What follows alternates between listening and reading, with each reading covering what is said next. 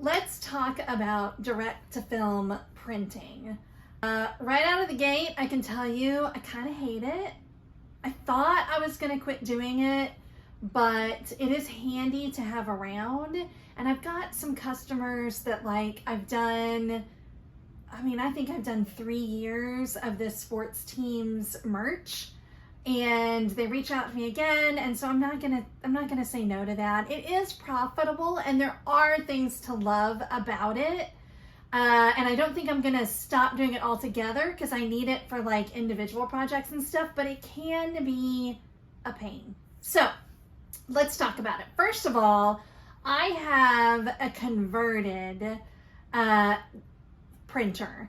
And before you just kind of assume that's the issue, the problems I have with it, I think are pretty consistent, even if you buy a printer that is made for direct film printing. Does that make sense? Like, it's not the printer's fault, it's my fault. And we'll get into that. But I'm gonna turn you around and kind of show you my printer and how I work it in just a second. But let's talk about what direct film is first. So it is special ink that gets printed onto special paper. This is just a scrap, but it gets printed onto special film, and then you put a special powder on it that you melt, and then you can adhere this to any fabric. So it's kind of this sort of, I see people having this natural evolution that you start doing sublimation printing, which I have a sublimation printer down here too. But you want to be able to print your designs onto cotton. So sublimation really only does well on a polyester fabric. And so you'll often see people then sort of adopt direct to film because then your transfers can go onto cotton fabric. Now, I also have done some screen printing, which, then goes on to cotton fabric or whatever kind of fabric. And I'm just not very good at it. I mean, I fancy myself someone who often does well at things, and that's just not something that I can master, or not something that I've put the effort into mastering. So direct to film is kind of my only option for printing designs onto non-polyester fabric. Now, the other option is the smart option is to buy transfers, or like you can buy what are called gang sheets, where it's like a roll of this film that has all of your designs on it. If you're not going to print every single day or close to it, then it does make sense to get just buy the transfers from someone.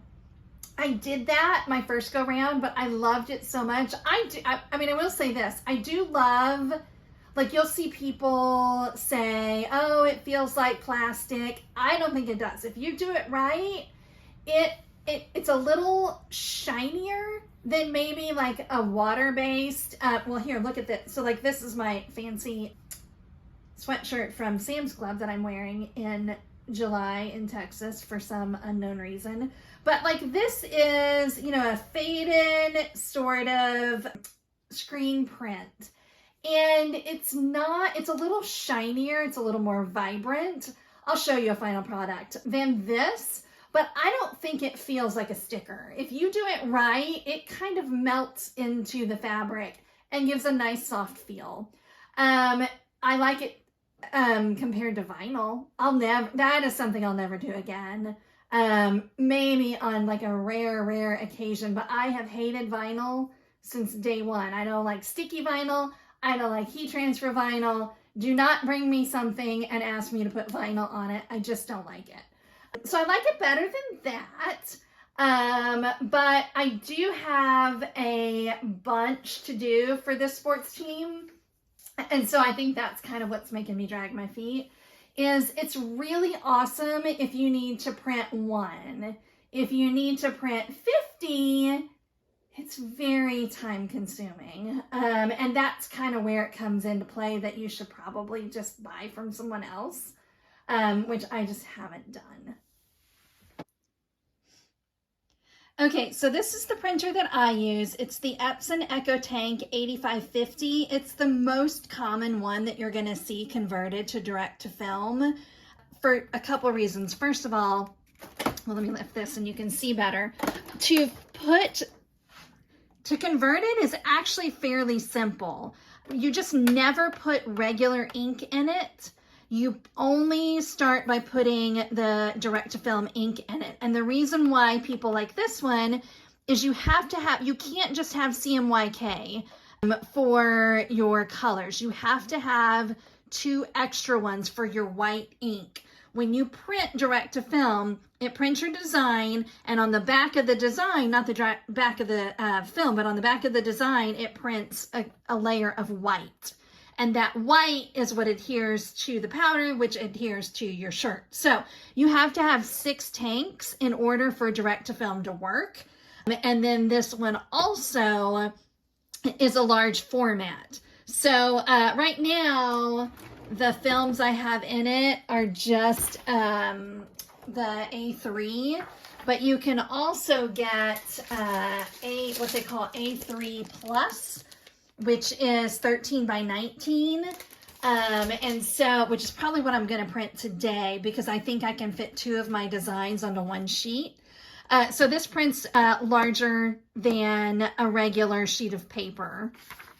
So other than putting a different kind of ink in it, all you really have to do is there are rollers in there and you have to take those rollers out. There's tons of videos on how to do that.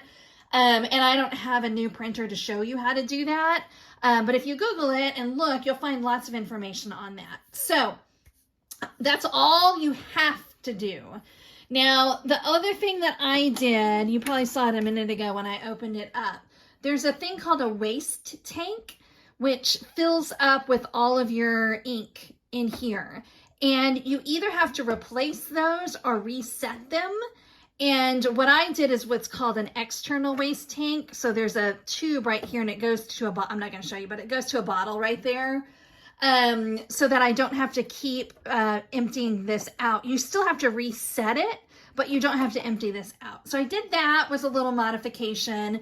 And then I took out, there's like a full-on tray thing, like extended tray that comes out. I took that off. You don't have to, but what you do have to kind of do is get a leveling surface. When your what is this called? When your film prints, it kind of needs to come out onto a flat level surface, or else you'll get streaks on it. For a long time, I just had my regular tray here, and I think I had 1 of these acrylic sheets. You can use cardboard. It doesn't have to be this. I think even for a while, I used the cardboard that comes with the film, but just something to kind of level it as it comes out. Again, I'm not going to go into a whole big spiel on how to set it all up, because again, there's tons of information on that. What I'm going to go over today, though, is a little bit of the maintenance, because this is what, well, actually, I don't mind the maintenance too much. A lot of people do. I find it okay. It's the actual printing that becomes a bit of a pain for me. But in terms of maintenance, really, all you have to do is run what's called, I don't know if you guys can see this, a print head cleaning. So as long as I run a print head cleaning, preferably every day, I don't do it every day, but if I've gone a couple days, I might have to run it more than once. Like I didn't do it yesterday, so it'll be interesting to see what comes out of here. But basically, it cleans your print head for, what it says, 3 minutes, and then it's going to shoot out a piece of paper. So when that piece of paper comes out, we'll take a look at it and talk about it. So it prints out this sheet of paper, and as you can see, you're only seeing 4 colors here, and there is 2 white. So what you can do is, rather than, I print them on regular paper so that I'm not wasting film. Film's not expensive, but it's not as cheap as paper either. But what you can do is just spray it with water, and then the white shows up. So it's not terrible. You'll typically get more clogs and more broken lines on your white than any other color. The composition of the white ink is a little bit different, and it clogs more often. I do have some broken lines on my other colors. Something like this blue, you're not probably going to worry about too much, but there's enough going on here that I really need to run this one more time. So I'm going to go ahead and do one more print head cleaning. So we just click on that again and run it one more time. All right, it's actually the next day, and as you can see, I'm set up a little differently here. I recently moved this printer, and if your output tray is not completely level, you'll get some streaking. And the other way I had it set up wasn't quite working. So I just did a nozzle check. And again, I know you can't see the white, but you can see that I've put water on it. And I can tell it looks good. So we're gonna print and see if we have any streaking with this setup. Again, it's kind of one of the reasons why people don't like this printer. And I'm with them. It can be one day you'll have it level and it'll print beautifully, and then the next day it decides that it's not level. So we're going to try this and see how it goes. Now, to print to this to this printer, you need a program called CADLink. I don't know much about it. I literally just put my designs in here and print it. I don't mess around with it much at all. It's expensive, and I don't know why it's expensive, but whatever. I bought it, and here we are. So we come over here. There's our design we're going to print. For direct to film, you have to mirror it. I've got my settings to where it mirrors it automatically. And then we go over to print, and we're going to see if we get any streaking. Okay, no streaking, turned out pretty good. First one's not always the best one, but sometimes I don't know until I get the powder on it. So that's not the end of it. We have more steps. This is my powdering station, quote unquote, that I put together. So I've got just a big tub and then one of those lap desk things for kids. It's okay. It works. Probably don't even need this. You could probably just put it down in there. But this is what I have set up. And so I just scoop some of the powder up. And I just buy this on Amazon. I believe most of the stuff I use is by Sindale. Sindale. But anyway, you just kind of put it on there, and then you'll move it back and forth like you would glitter. Probably hard to do one-handed. But you just make sure it's got a good coat on it. And then there's more. You have to melt the powder, and I do that with my heat press. I set my heat press to 330, opened up a window. It does get smoky, and there has been talk that it is really terrible for your lungs. I wear a mask. I do think with good circulation it's probably fine, but it does irritate I have asthma, so it irritates my lungs and my nose and all of that. So I typically wear a mask. Typically what I do is I print about 10 of these and put powder on them. Then I turn on and just like kind of set them out on the floor or whatever.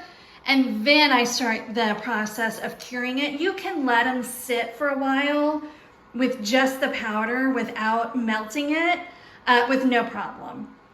So we're all heated up here. What I do is I go ahead, I make sure nothing's in there, and press it down with nothing in there. And what that does is it heats the bottom plate.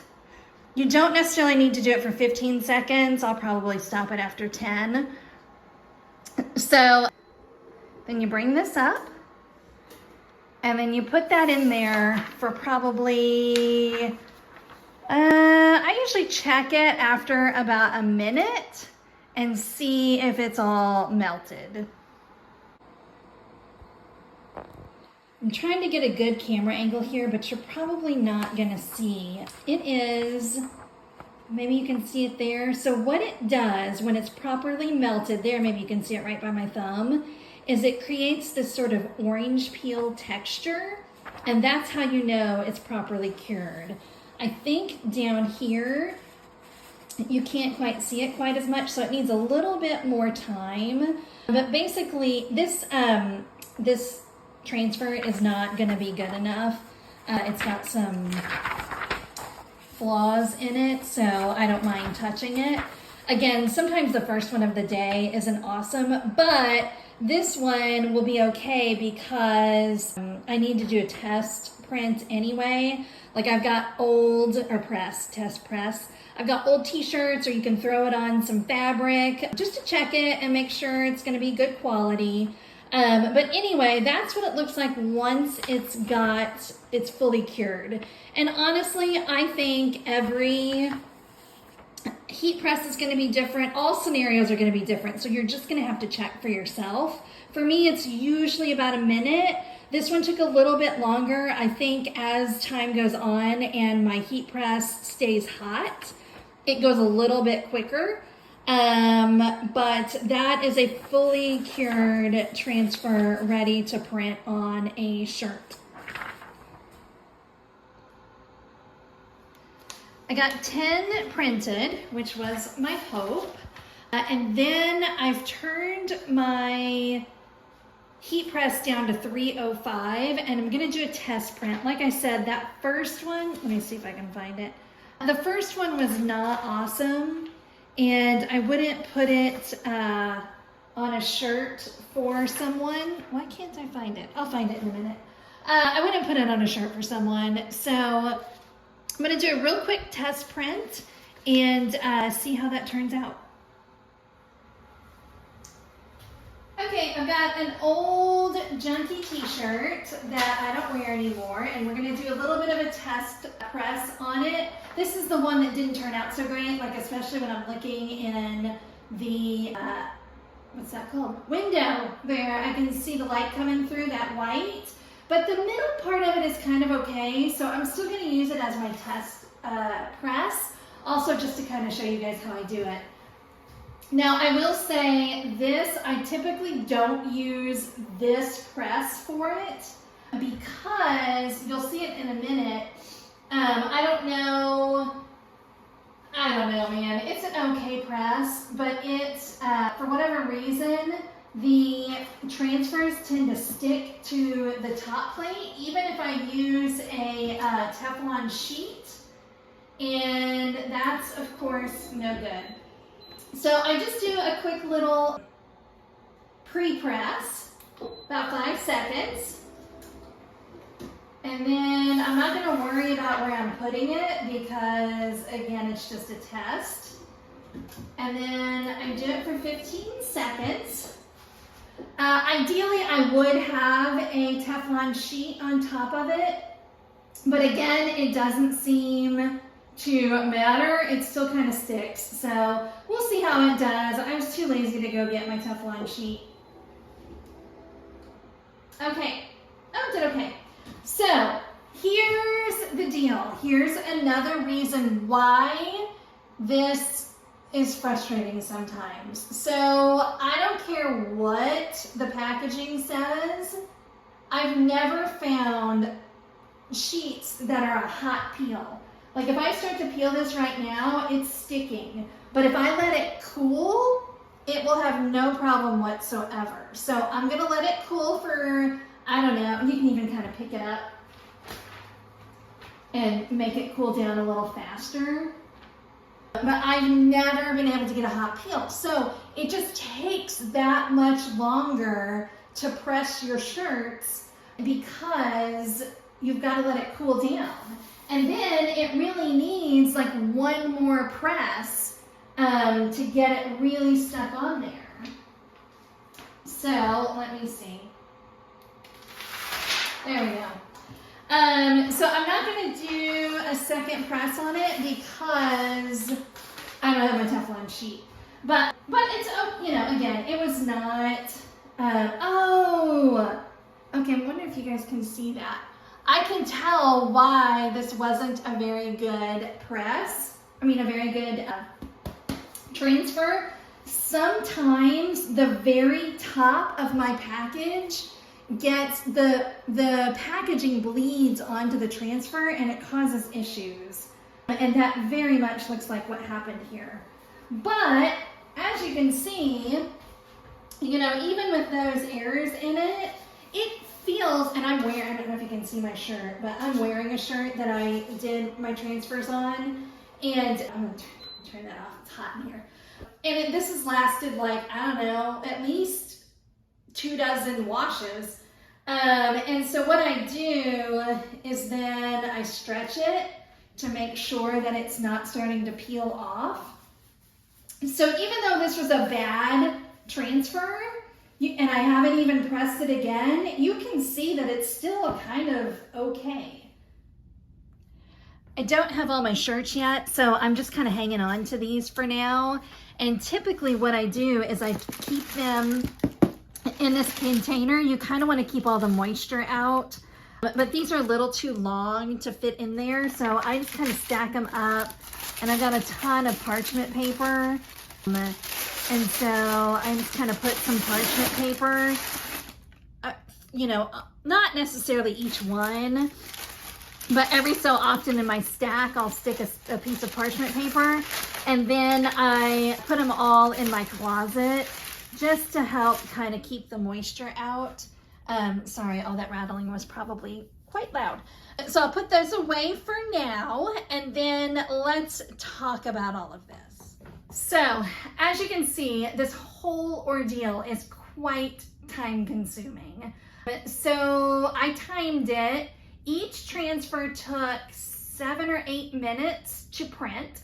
Then you have to put the powder on it, and then there's the melting of the powder, and then you have to actually press the shirts. So like the ones I've been printing today, those are 2-sided shirts. Now the front is just like a little left chest logo, so it's not terrible. I was able to print several on one sheet. But anyway, here's the deal. I love direct-to-film printing when it's for one shirt. Again, I'm wearing a shirt here. We went to a concert. I wanted a fun shirt for the concert. It's awesome. But 51 shirts of just one design, and I think that sports team is getting like 4 or 5 different designs. You know, you have to do the math for yourself, but for me, I think it's going to be more cost effective or more, you know, save my sanity to just go ahead and order some transfers. So I was very excited because I found someone in town who prints. Now they're using totally different equipment, and it just like busted out in a roll. And even I've priced accordingly. That's the thing. I'm quite expensive for t-shirts. It's to compensate for that fact. I'm not a screen printer. I don't have an automatic screen printer that busts out 20 shirts in a minute. And the reason why this particular team uses me is because I let them keep it open all year. So if in September they want to come back and order another shirt, they can order just one. And the screen printer is not really going to do that. And they can order one for the same price. So what I think I'm going to do for this particular order, I'm going to print 10 of each design, just like I just did. And those are my extras for the remaining of the year. But bulk of the order, what I'm doing right now, what they need by August, I'm just going to order transfers. So when I get those in, I'll show you and kind of show you the difference between what a professional prints and what I print. Here's the holdup, here's what makes it even trickier. You really need to use this printer like every day or every other day. So that's why I want to print some of them for myself so that I don't get a clog. But I think the bulk of them, we're just gonna let somebody else do that because I'm still gonna make a profit. Is it as much profit? No, but it's enough for me. And that's something that you're just gonna have to kind of do the math for yourself. So anyway, that's my whole big long spiel on direct-to-film printing with an Epson ET-8550. Let me know if you have any other questions. Again, when I get my transfers that I've ordered, I'll show you guys, and I'll show you kind of my process of printing this big, large order. All right, I hope you guys have a great day. Thanks, bye.